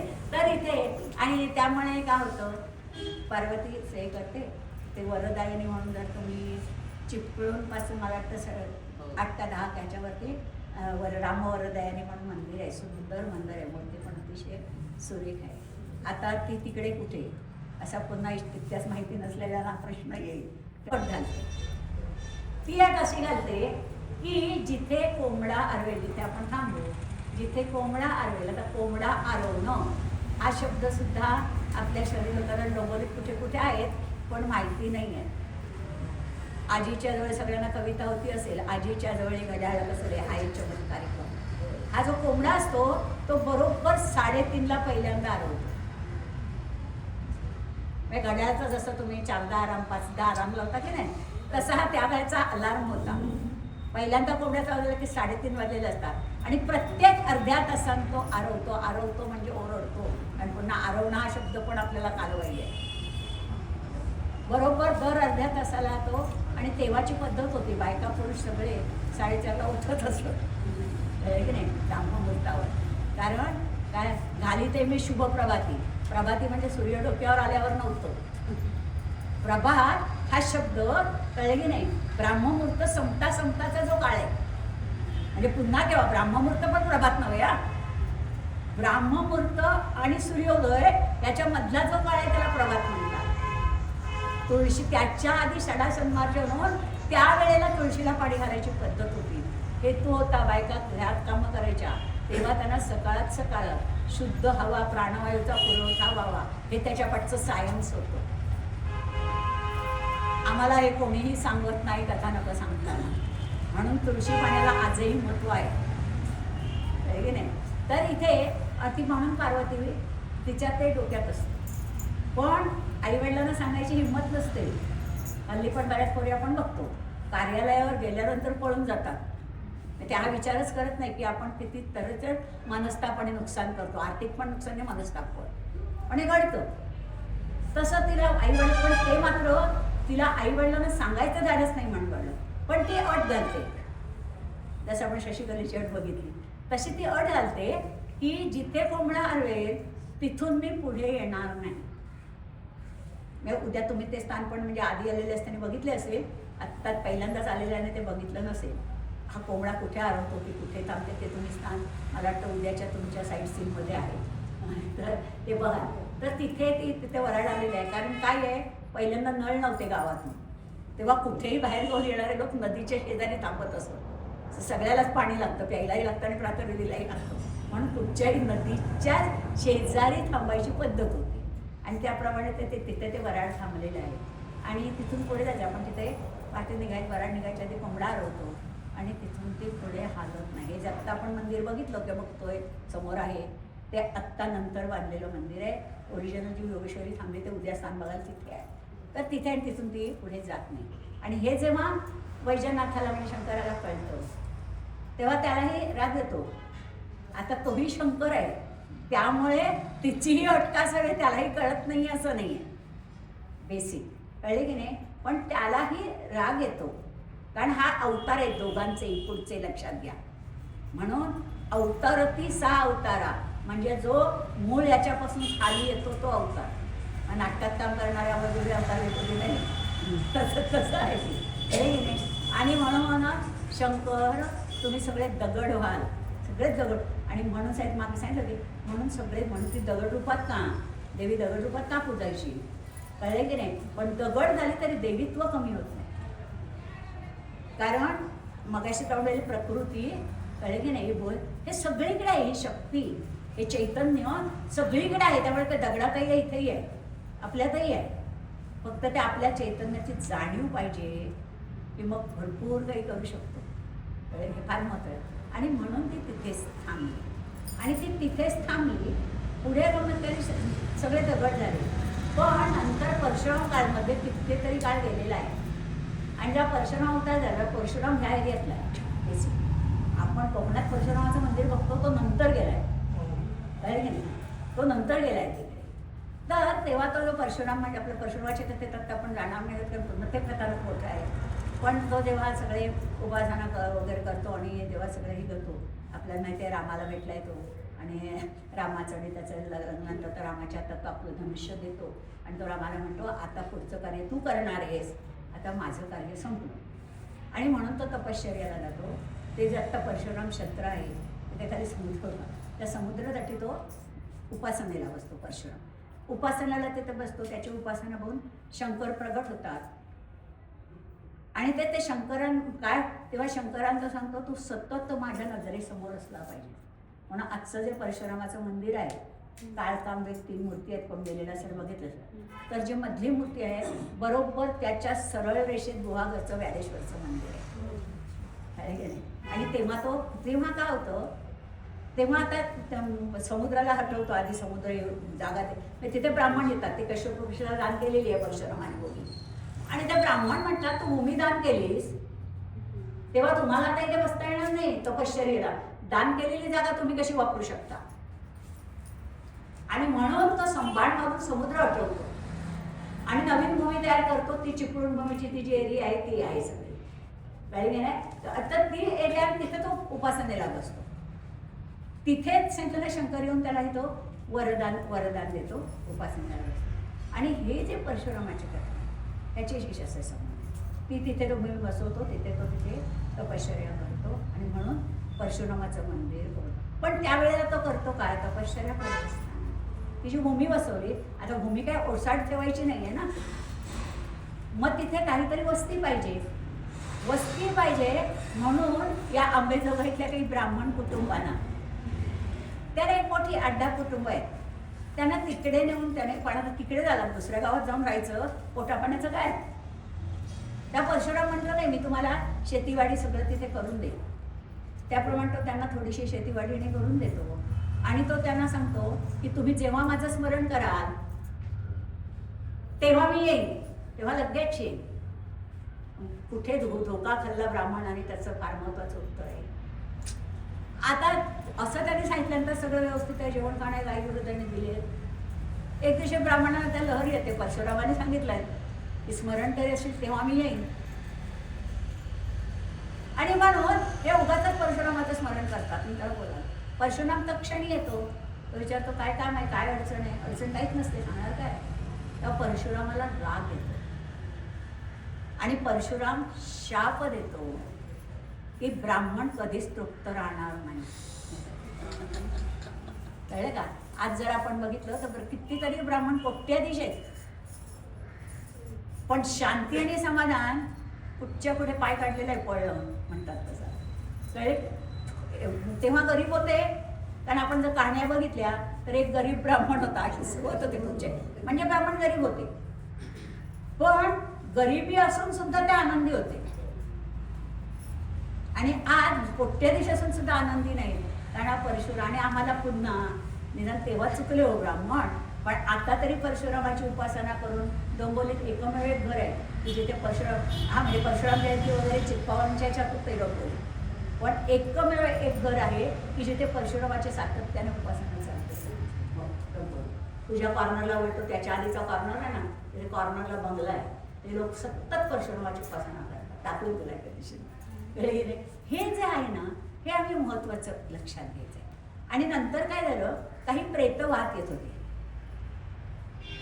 तर ती त्याने प्रेत बाहेर काढली आणि त्या लोकांना त्याने उठवून जिवंत केलं.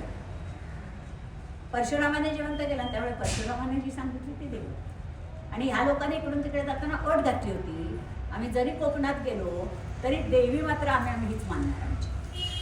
आणि म्हणून योगेश्वरी माता कोकणस्थांची. पण कोकणस्थ आणि चित्पावन आपण दोघं एक समजतो, पण तसं नाही आहे. कोकणस्थ आणि चित्पावन यांच्यात सुद्धा फरक आहे. पट घालते ती अट अशी घालते की जिथे कोंबडा आरवेल, जिथे आपण थांबलो, जिथे कोंबडा आरवेल, आता कोंबडा आरवणं हा शब्द सुद्धा आपल्या शरीरात डोंबोलीत कुठे कुठे आहेत पण माहिती नाही आहे. आजीच्या जवळ सगळ्यांना कविता होती असेल, आजीच्या जवळ घड्याळ बसले हा एक चमत्कारिक. हा जो कोंबडा असतो तो बरोबर 3:30ला पहिल्यांदा आरवतो.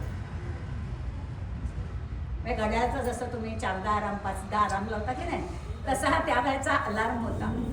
पहिल्यांदा कोंबड्याचा वाजला की 3:30 वाजलेले असतात आणि प्रत्येक अर्ध्या तासानं तो आरवतो म्हणजे ओरडतो. आणि पुन्हा आरवणं हा शब्द पण आपल्याला कालवाई आहे.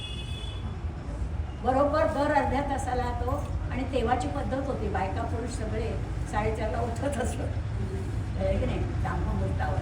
कारण काय घाली ते मी शुभ प्रभाती. प्रभाती म्हणजे सूर्य डोक्यावर आल्यावर नव्हतं. प्रभात हा शब्द कळले की नाही, ब्राह्ममुहूर्त संपताचा जो काळ आहे, म्हणजे पुन्हा केव्हा ब्राह्ममुहूर्त पण प्रभात नव्हे हा. ब्राह्ममुहूर्त आणि सूर्योदय याच्या मधला जो काळ आहे त्याला प्रभात म्हणतात. तुळशी त्याच्या आधी षडा सन्मार्जन होऊन त्यावेळेला तुळशीला पाणी घालायची पद्धत होती. हेतू होता बायका घरात कामं करायच्या तेव्हा त्यांना सकाळ शुद्ध हवा प्राणवायूचा पुरवठा व्हावा, हे त्याच्या पाठचं सायन्स होतं. आम्हाला हे कोणीही सांगत नाही कथानक सांगताना, म्हणून तुळशी पाण्याला आजही महत्व आहे की नाही. तर इथे ती म्हणून पार्वती तिच्या ते डोक्यात असते, पण आईवडिलांना सांगायची हिंमत नसते. हल्ली पण बऱ्याच पोरी आपण बघतो कार्यालयावर गेल्यानंतर पळून जातात. ते हा विचारच करत नाही की आपण किती तरच मनस्ताप आणि नुकसान करतो, आर्थिक पण नुकसान आहे, मनस्ताप पण, आणि घडतं तसं. तिला आईवडील पण ते मात्र तिला आईवडिलांना सांगायचं झालंच नाही म्हणलं, पण ती अट घालते. जसं आपण शशिकलेची अट बघितली तशी ती अट घालते की जिथे कोंबडा हरवेल तिथून मी पुढे येणार नाही. म्हणजे उद्या तुम्ही ते स्थान पण म्हणजे आधी आलेले असताना बघितले असेल, आत्ता पहिल्यांदाच आलेल्याने ते बघितलं नसेल. हा कोंबडा कुठे हरवतो की कुठे थांबते ते तुम्ही स्थान मला वाटतं उद्याच्या तुमच्या साईट सीनमध्ये आहे, तर ते बघा.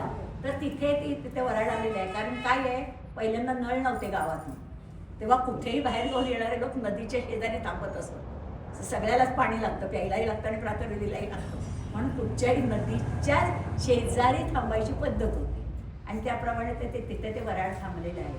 आणि तिथून पुढे जायचं आपण, तिथे पाठी निघायचं, वराड निघायच्या आधी कोंबडा हरवतो आणि तिथून ते पुढे हालत नाही. हे जे आत्ता आपण मंदिर बघितलं किंवा बघतोय समोर आहे, ते आत्ता नंतर बांधलेलं मंदिर आहे. ओरिजिनल जी योगेश्वरी थांबली ते उद्या स्थान बघायला तिथे आहे. तर तिथे आणि तिथून ती पुढे जात नाही. आणि हे जेव्हा वैजनाथाला म्हणजे शंकराला कळतं तेव्हा त्यालाही राग येतो. आता तोही शंकर आहे, त्यामुळे तिचीही अटका सगळे त्यालाही कळत नाही असं नाही आहे, बेसिक कळले की नाही. पण त्यालाही राग येतो, कारण हा अवतार आहे दोघांचे पुढचे, लक्षात घ्या. म्हणून अवतारती सा अवतारा, म्हणजे जो मूळ याच्यापासून खाली येतो तो अवतार. नाटकात काम करणाऱ्या वगैरे अवतार येतो की नाही, तसं आहे हे की नाही. आणि म्हणून शंकर तुम्ही सगळे दगड व्हाल, सगळेच दगड. आणि म्हणून साहेब मागे सांगितलं की म्हणून सगळे म्हणून ती दगड रूपात का देवी दगड रूपात का पूजायची, कळले की नाही. पण दगड झाली तरी देवीत्व कमी होत नाही, कारण मगाशी कळलेली प्रकृती, कळले की नाही, बोल हे सगळीकडे आहे. ही शक्ती, हे चैतन्य सगळीकडे आहे. त्यामुळे ते दगडातही आहे, इथेही आहे, आपल्यातही आहे. फक्त ते आपल्या चैतन्याची जाणीव पाहिजे की मग भरपूर काही करू शकतो. हे फार महत्त्व आहे. आणि म्हणून ती तिथेच थांबली. आणि ती तिथेच थांबली. पुढे तरी सगळे दगड झाले. पण नंतर परशुराम काळमध्ये कितीतरी काळ गेलेला आहे. आणि जेव्हा परशुराम अवतार झाला, परशुराम ह्या एरियातला आहे बेसिक. आपण कोकणात परशुरामाचं मंदिर बघतो, तो नंतर गेलाय, कळलं की नाही, तो नंतर गेलाय तिकडे. तर तेव्हा तो जो परशुराम म्हणजे आपल्या परशुरामाच्या कथेत आपण जाणार नाही, कारण ते कथानक मोठं आहे. पण तो जेव्हा सगळे उपासना वगैरे करतो आणि जेव्हा सगळंही करतो, आपल्याला माहिती आहे रामाला भेटलाय तो, आणि रामाचं आणि त्याचं नंतर तर रामाच्या हातात तो आपलं धनुष्य देतो आणि तो रामाला म्हणतो आता पुढचं कार्य तू करणार आहेस, आता माझं कार्य संपलं. आणि म्हणून तो तपश्चर्याला जातो. ते जे आत्ता परशुराम क्षेत्र आहे तिथे खाली समुद्र होता, त्या समुद्रासाठी तो उपासनेला बसतो. परशुराम उपासनाला तिथे बसतो. त्याची उपासना बघून शंकर प्रगट होतात. आणि ते शंकरां काय तेव्हा शंकरांचं सांगतो तू सतत माझ्या नजरेसमोर असला पाहिजे. म्हणून आजचं जे परशुरामाचं मंदिर आहे, काळकांबे 3 मूर्ती आहेत, कोण गेलेला सर बघितलं तर जी मधली मूर्ती आहे बरोबर त्याच्या सरळ रेषेत गुहागरचं व्यालेश्वरचं मंदिर आहे. आणि तेव्हा काय होतं, तेव्हा आता समुद्राला हटवतो, आधी समुद्र जागा तिथे ब्राह्मण येतात. ते कश्यप ऋषीला दान केलेली आहे परशुरामाने बोली. आणि त्या ब्राह्मण म्हणतात तू भूमी दान केलीस तेव्हा तुम्हाला आता इथे बसता येणार नाही, तपश्चर्येला दान केलेली जागा तुम्ही कशी वापरू शकता. आणि म्हणून तो संभाळ मारून समुद्र हटवतो आणि नवीन भूमी तयार करतो, ती चिपळूण भूमीची ती जी एरिया आहे ती आहे सगळी. कळली नाही? आता ती एरिया तिथे तो उपासनेला बसतो. तिथेच संत शंकर येऊन त्याला तो वरदान देतो, उपासनेला बसतो. आणि हे जे परशुरामाची कथा त्याची विशेष असे संबंध.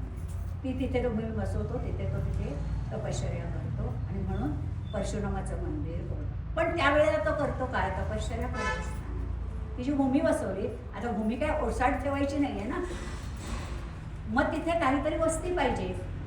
वस्ती पाहिजे म्हणून या आंबेजोगाईतल्या काही ब्राह्मण कुटुंबांना, त्याला एक मोठी अड्डा कुटुंब आहे, त्यांना तिकडे नेऊन त्याने पाण्यात तिकडे झाला, दुसऱ्या गावात जाऊन राहायचं, पोटापाण्याचं काय.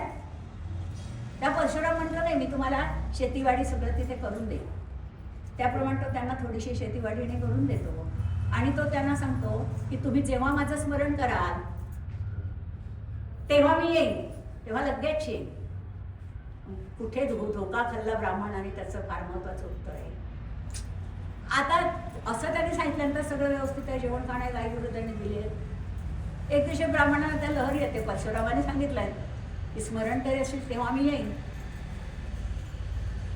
आणि म्हणून हे उगाच परशुरामाचं स्मरण करतात. मी त्याला बोला परशुराम तक्षणी येतो, तो विचारतो काय काम आहे, काय अडचण आहे. अडचण काहीच नसते, सांगणार काय. तेव्हा परशुरामाला राग येतो आणि परशुराम शाप देतो की ब्राह्मण कधीच तृप्त राहणार नाही. कळलं का? आज जर आपण बघितलं तर कितीतरी ब्राह्मण कोट्याधीश आहेत, पण शांती आणि समाधान कुठच्या कुठे पाय काढलेला आहे, पळलं म्हणतात तसं. कळले? तेव्हा गरीब होते, कारण आपण जर कहाण्या बघितल्या तर एक गरीब ब्राह्मण होता, होत होते तुमचे, म्हणजे ब्राह्मण गरीब होते, पण गरिबी असून सुद्धा ते आनंदी होते. आणि आज कोट्याधीश असून सुद्धा आनंदी नाही, कारण परशुराने आम्हाला पुन्हा निदान तेव्हा चुकले हो ब्राह्मण, पण आता तरी परशुरामाची उपासना करून डोंबोलीत एकमेव एक घर आहे की जिथे परशुराम म्हणजे परशुराम जयंती वगैरे चित्पावनच्या ह्याच्यात होते डोंबोली, पण एकमेव एक घर आहे की जिथे परशुरामाच्या सातत्याने उपासना चालते. तुझ्या कॉर्नरला भेटतो, त्याच्या आधीचा कॉर्नर आहे ना, तिथे कॉर्नरला बंगला आहे, ते लोक सतत परशुरामाची उपासना करतात. टाकून तुला त्या दिवशी हे जे आहे ना, हे आम्ही महत्वाचं लक्षात घ्यायचं आहे. आणि नंतर काय झालं, काही प्रेत वाहत येत होती, तर ती त्याने प्रेत बाहेर काढली आणि त्या लोकांना त्याने उठवून जिवंत केलं. परशुरामाने जिवंत केलं, त्यामुळे परशुरामाने जी सांगितली ती देव. आणि ह्या लोकांनी इकडून तिकडे जाताना अट घातली होती, आम्ही जरी कोकणात गेलो तरी देवी मात्र आम्ही हीच मानणार आमची. आणि म्हणून योगेश्वरी माता कोकणस्थांची. पण कोकणस्थ आणि चित्पावन आपण दोघं एक समजतो, पण तसं नाही आहे. कोकणस्थ आणि चित्पावन यांच्यात सुद्धा फरक आहे. तर ज्या ज्या ऋषींच्या कुळात आपण जन्माला आलो ती आपली गोत्र आहे. तशाच कुलदेवता सुद्धा त्याप्रमाणे आहेत. ज्या देवतांच्या राज्यात त्यांचे असुरात ज्या कुळात ती जन्माला आहे त्या देवता त्या देवता. तर आपण देवता जरी सगळ्या एक असल्या, आता आईच असते ना, कुठचीही आई असली तरी प्रत्येकाला आपली आईच श्रेष्ठ वाटते. तशी कुलदेवता देवता जरी सगळ्या एकच असल्या, सामर्थ्य जरी एकच असलं तरी ज्या कुळाला त्या देवीवर ज्या कुळाची जबाबदारी टाकलेली आहे त्या कुळाने त्याच देवीची आराधना करणं, तिला हाक मारणं, तिला ती बांधिलकी आहे त्या कुळाचं संरक्षण करण्याची. आणि म्हणून कुलदेवतेला अनन्यसाधारण महत्त्व आहे.